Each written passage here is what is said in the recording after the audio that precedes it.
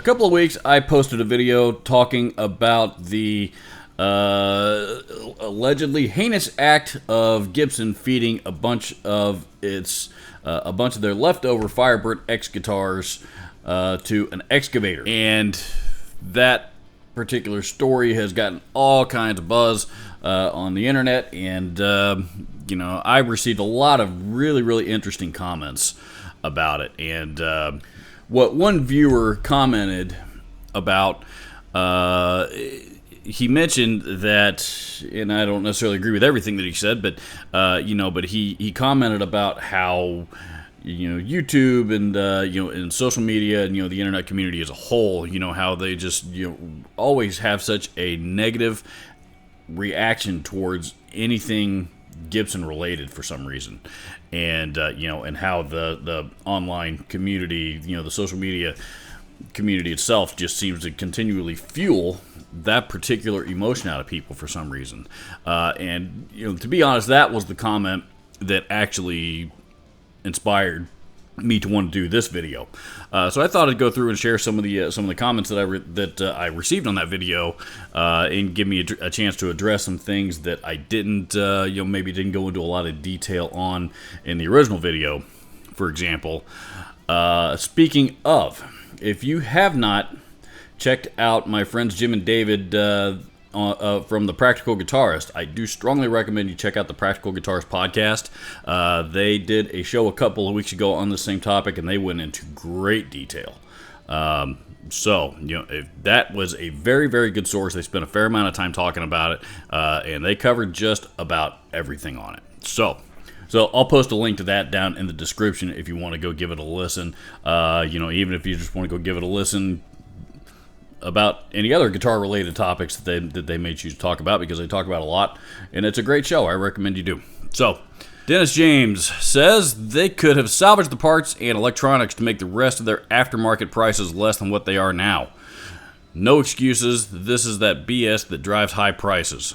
Actually, no. And the reason why is because, legally, in order to write them off legally, they had to destroy all of them. All of the guitars, and that means pickups, robot tuners, bridges, electronics, wiring, all of it. All of it has to be destroyed in order to get the write-up. No salvaging, no nothing. Otherwise, they are, legally, they cannot write them off. Matt Quinn says, and I'm beginning to regret this video already because there's been a few four-letter words that people left that I'm going to have to edit out. Matt Quinn says, the first order. There are dozens, maybe hundreds of music charities, small colleges, schools, all of which could have benefited from a donation, and that would have brought great PR. Instead, what a parcel of rogues Gibson have become. What a stinking greedy parcel of rogues. And this is the big thing. Everybody seems to think that Gibson should have donated these guitars, to young people in need that want to learn to play the instrument, to music programs and schools and things of that nature.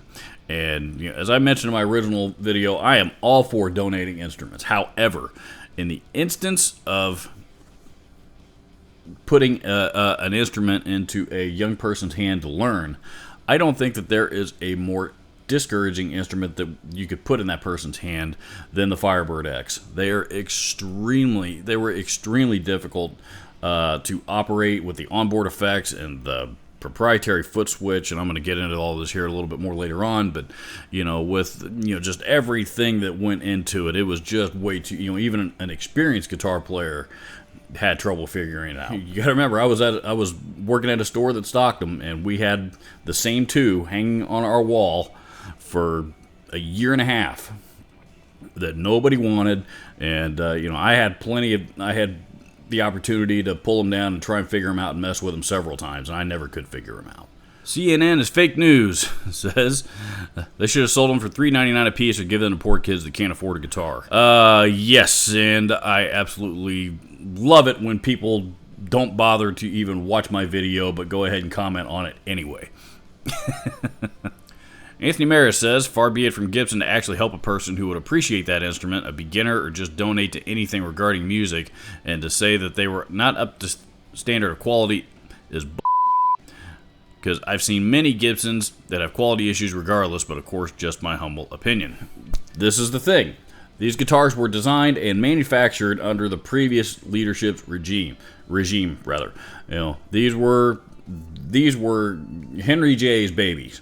Okay, the new leadership has come in and realized that the quality control issues that were rampant by the end of Henry J's run are the primary thing that they need to fix, and to allow these guitars with those quality control issues to go back out into circulation does nothing to help their branding whatsoever. Not to mention the fact that they've been sitting in these things have been sitting in a warehouse rotting away for a few years at this point. It's been almost a decade since these things were released. Still nobody wants them. Gibson had to buy these things back from the dealers. They don't want them to exist anymore. It's that simple.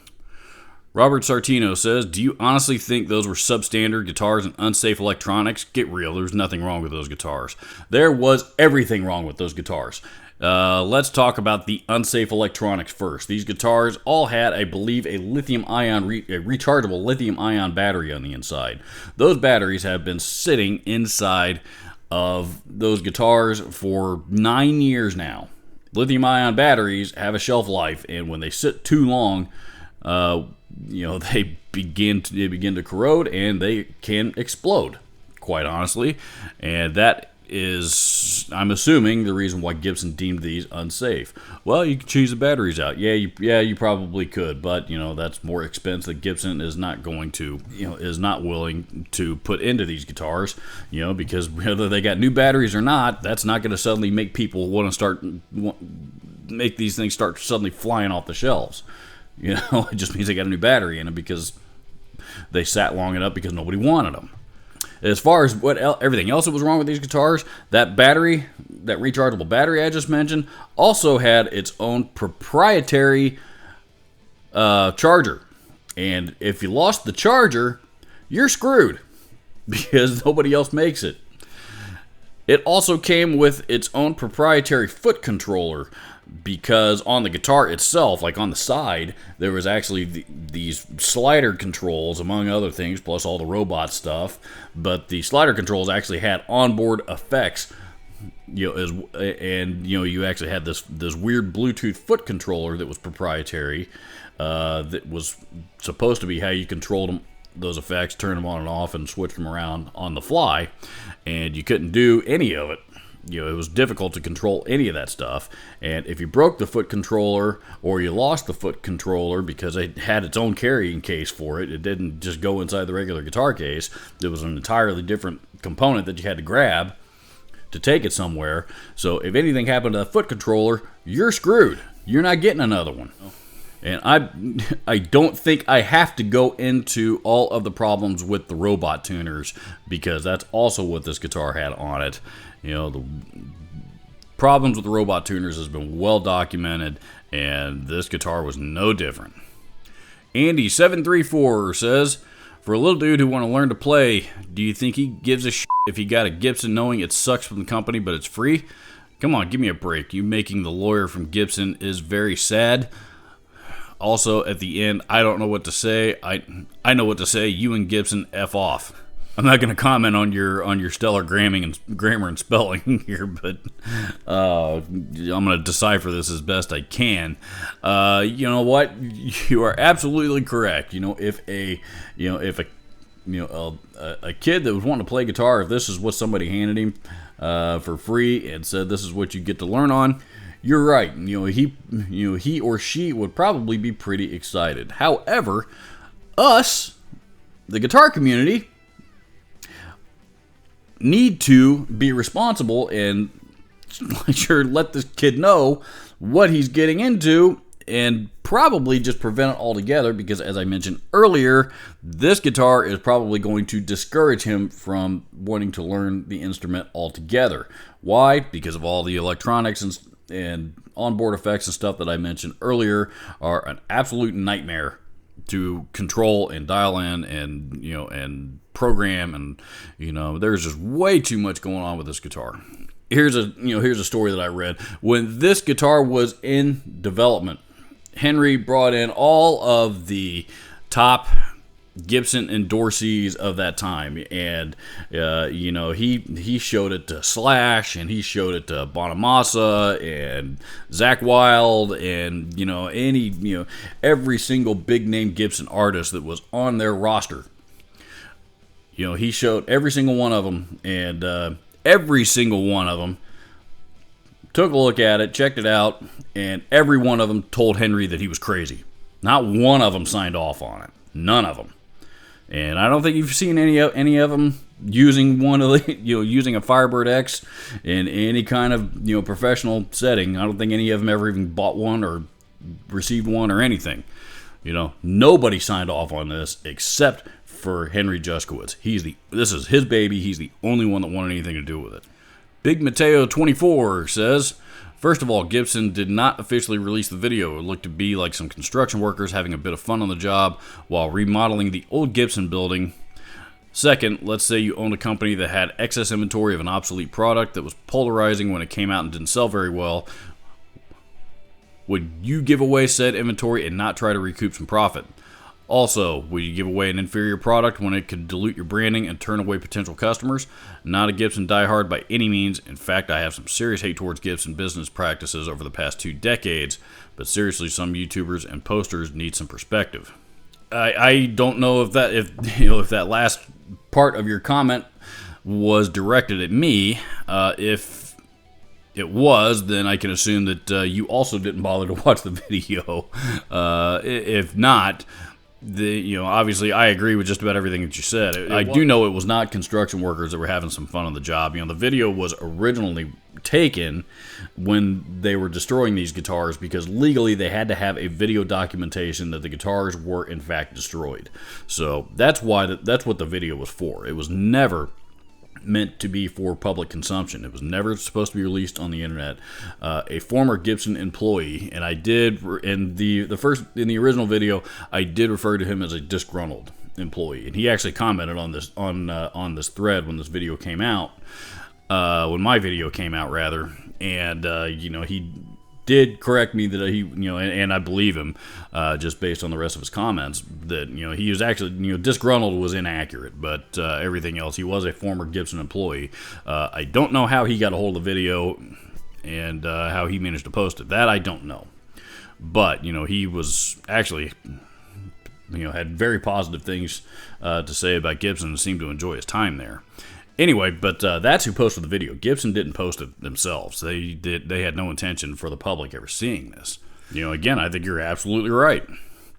If they want to try to maintain some, try and cut, cut their losses to a minimum, and at least get some of their original investment back. Meanwhile, trying to protect their branding, from suffering any further damage in the future. Absolutely. Shred of Sanity says, if people think it's unfair what Gibson did to those guitars, then those people should have bought one when they were on sale. Everybody wants a free handout. Yeah, and that's what I find very ironic about this whole situation is, as I've mentioned already several times, nobody wanted these guitars. Nobody. They couldn't give them away. They had been bought back from dealers at least once that I know of and resold to other smaller dealers. Since then, the price had already been dropped down all the way down to $14.99 at its lowest, and still nobody wanted them. By the way, $14.99. Originally these guitars were $39.99. These are $4,000, and they got all the way down to $1,500, well below cost, and still nobody wanted them. Now all of a sudden everybody sees them getting destroyed, and everybody's all up in arms, and I can't understand the logic there. Lou Ferris says maybe they weren't happy with the standard that guitar was produced at, but still, no excuse to destroy them like that, or destroy 335 hollow bodies either. All this has done is expose their brand as overpriced garbage. This is as bad as GM destroying the EV1 for no reason. If anything else, I think it's protected their brand, because at this point, everybody's familiar with the Firebird X. I've never met anybody that just had to have one of those guitars. Even after all these years, I've never met anybody that's been looking for one, or nobody's wanted them. Nobody wants them. Gibson doesn't want them out in circulation any more than they already are. If they want to be able to claim their claim the tax write-off the right way, they had to be destroyed, and that's the way the law works. And Gibson are a corporate entity, and they are in business to make a profit. They are not in business to warm people's hearts. The 335 hollow bodies that you're referring to, these, the Firebird X's, I believe, were being stored in the old Memphis factory, and before that, it's since been closed and shut down. I think they're trying to, they're cleaning it out and selling the property in the business, or not the business, but the building. The 335 bodies that you're referring to were a couple of stragglers that were also that they found laying around. And my understanding was when they were found laying around, like behind a stack of pallets up against a wall or something. I mean, somebody had clearly tossed them because they were already already needed to be discarded, and they missed a dumpster or something along the way.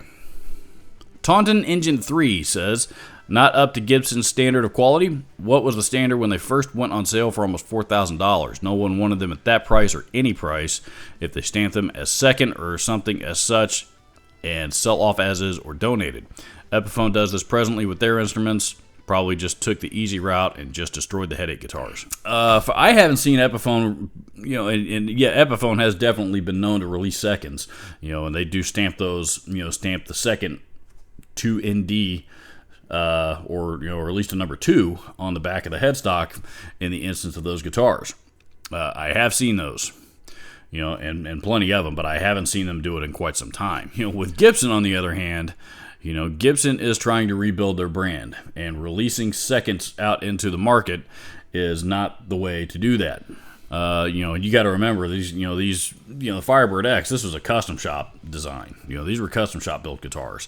These were not regular production run models. Nobody wants a factory second custom shop guitar.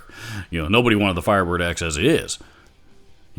Factory second or not, but nobody wanted it, period. To answer your original question, Gibson standard of quality, you got to think, again, these were released in the Henry J era, and he was far more concerned with cranking out guitars as fast as he possibly could, than he was with, happy customers and, and satisfied consumers, That's what JC and the new regime are trying to get those standards back up, to where they should be, because right now the guitar community's confidence is pretty rattled in Gibson. Everybody's pretty scared to buy Gibson because they don't know what they're going to get, and that's the public perception, whether it's true or not. That's what they're trying to fix. They're trying to revitalize people's faith, in their product, and and to be fair, the new line of guitars that they have released, the first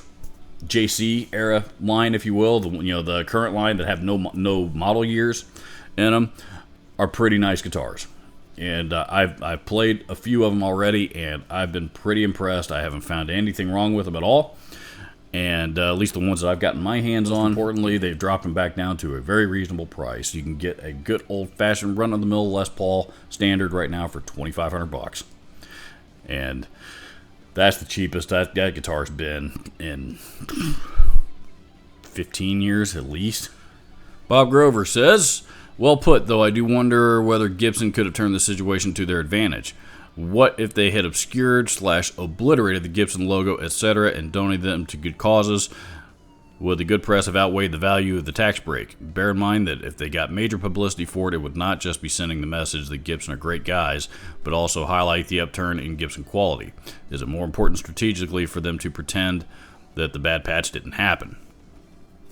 And here's the thing, you got to remember, when this video was being recorded, it was being recorded for legal documentation. It was never meant for the public to see. Public relations was the last thing on their mind when they were recording this video, because again, it wasn't supposed to be public. With that in mind, could they have turned it to their advantage? possibly, but not without incurring more expense. And, again, let's not forget, Gibson just filed corporate bankruptcy a year ago. You don't recover from, hundreds of billions of dollars of debt, in the course of a year. It takes time, and they're not there yet. So, they need to do, from a business standpoint, they need to do what makes the most financial sense. To donate this many guitars, even get them ready for donation, again, you're incurring more expense that they don't want, and for good reason. Kipper Bob Sam says even if they had took them apart, the parts would have been reusable, recyclable, and saleable. This action they've taken is waste, pure waste. Well, all the parts that they had on them, let's see, they had the robot tuners that everybody hates and nobody wanted. They had the lithium-ion batteries in the inside of them that are susceptible to exploding. So now you're talking, the bridge was part of the robot, tuning system, so that's no good. Same with most of the pots and tuners and stuff, even if they weren't. Again, in order for them to get the write-off legally, they had to destroy all of these guitars. Bodies, necks, hardware, electronics, strings, everything. Jay Prevost says, if they didn't want those guitars out there with their name on it, simply remove the name, but those guitars could still be donated. Just put a sticker that says free on the headstock where the Gibson name was. It's a waste, #free.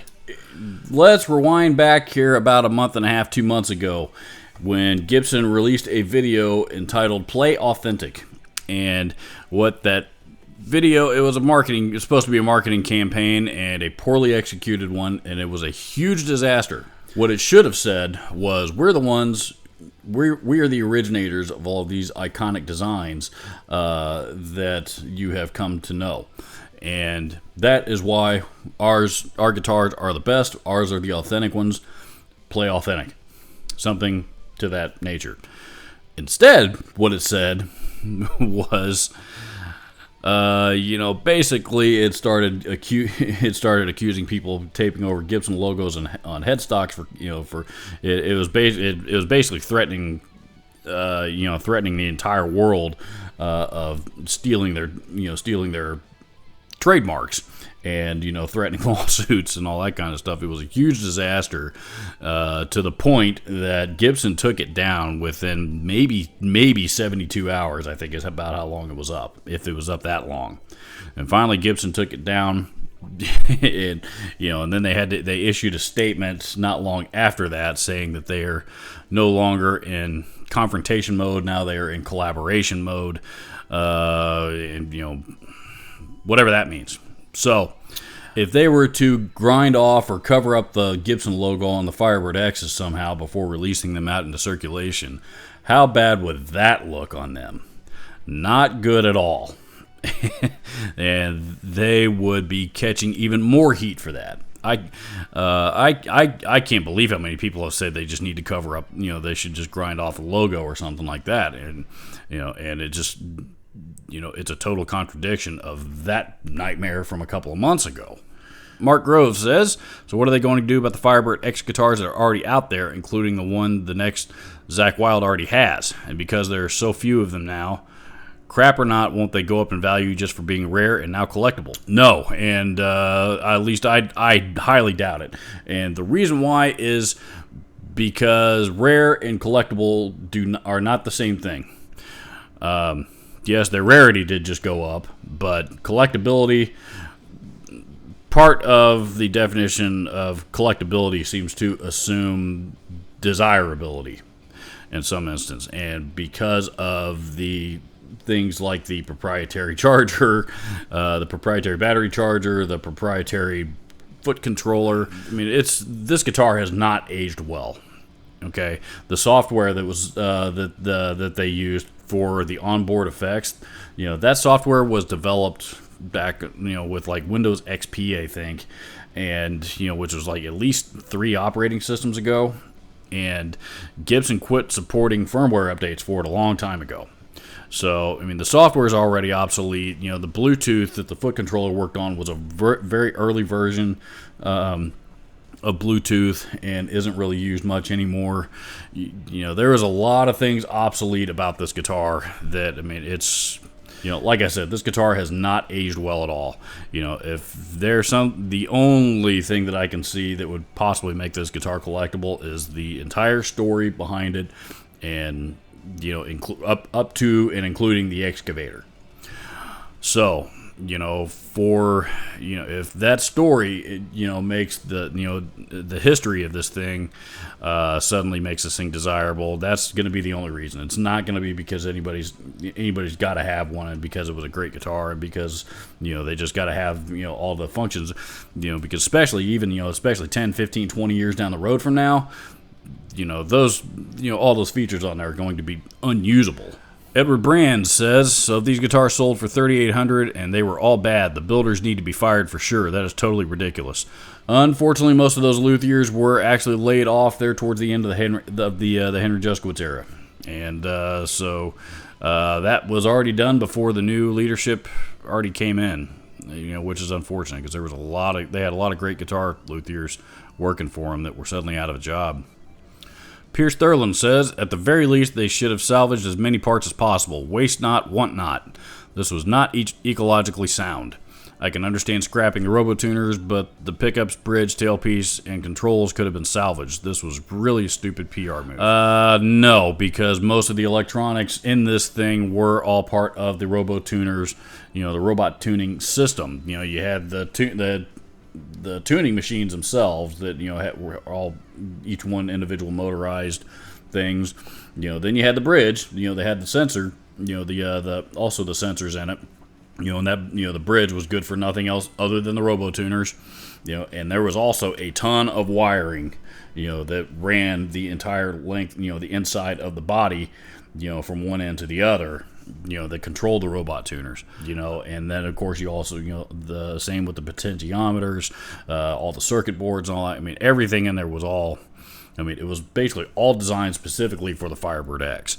You might have been able to salvage a switch or something off of it, but, regardless, even if they weren't, legally, in order to get the write-off that they needed, financially they needed,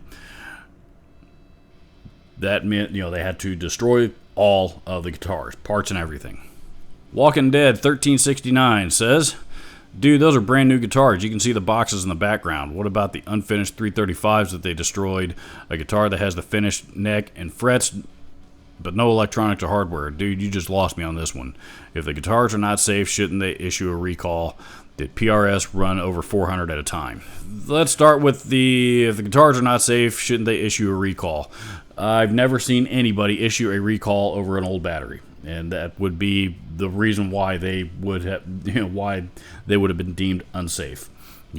Companies don't reissue products over old batteries. That's part of the understanding when you buy a battery-powered item, is that the battery will need to be replaced, and therefore that responsibility lays on the consumer.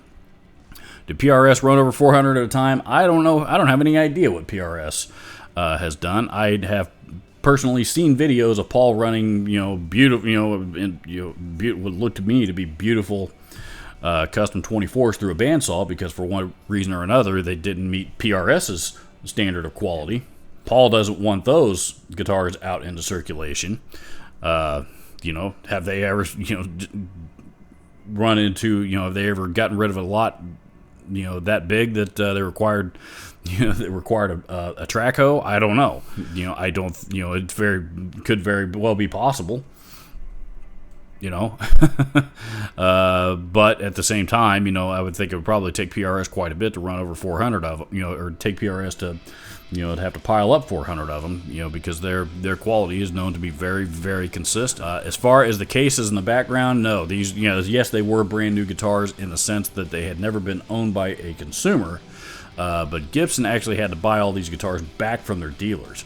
And the ones that the dealers they had already sold them to. That's the reason why the boxes and everything were still there, because they after Gibson was forced to buy them back from the dealers, they've been sitting on a pallet in a warehouse somewhere for several years now at this point, I think. Monty Cook says, thanks, Robert, for a thoughtful, intelligent response to this action from Gibson. I think it's ridiculous the way people are just jumping on the Bash Gibson bandwagon. Typical Facebook, online, anonymous bravado. Think for yourself, people. I agree 100%. I am sure all other guitar companies have done this at some point. Maybe not to this extent, but QC is a real issue to maintaining a decent reputation. Thanks again, Robert. Thank you very much, Monty Cook. You've pretty much echoed all of my sentiments there in a nutshell. Tex Willer says, no, I strongly disagree. Waste of natural resources, cannot forgive that. Waste of renewable resources, maybe. But, we can, we will, and we are going to regrow more maple and mahogany. Guitar companies in particular are very active in conservation and replenishing the earth with the resources that are used to build our instruments. Taylor Guitars especially is very, very, very cognizant of that. And but Gibson also, at one time anyway, they were also known to cultivate their own mahogany and